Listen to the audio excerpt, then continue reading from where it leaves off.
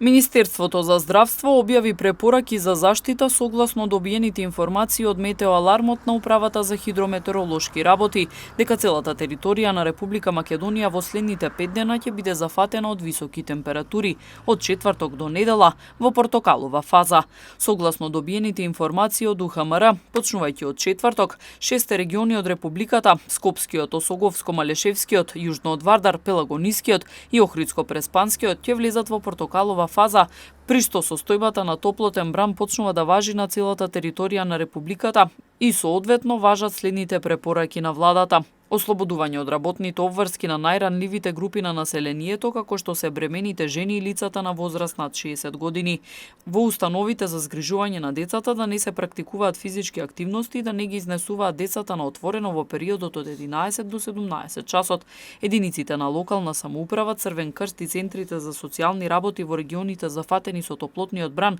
да имаат поактивен пристап и да пружат помош на осамени стари, изнемоштени лица и бездомници. Со оглед на фактот дека одредени ризични производни и технолошки процеси може да представуваат дополнителен ризик по здравјето на изложените работници, се потсетуваат работодавците на обврската за почитување на законските прописи од оваа област. Од Министерството потсетуваат и дека населението во целиот летен период потребно е да ги почитува следните општи мерки за заштита на здравјето, како што се: во текот на екстремно топли денови да се остане повеќе во затворени простории пред се климатизирани, а при неопходен престој на отворен простор во овој период да се најде можност за почести одмори под сенка, да се носи светла и лесна облека, а при директна изложеност на сонце носете заштитни очила и капа, а при сончење да се користи крема со висок заштитен фактор, да се внесува помало количество храна, претежно овошје и зеленчук, а помалку масна храна, да се внесуваат големи количества течности, најдобро обична вода за пиење, а да се избегнуваат алкохолните пијалоци.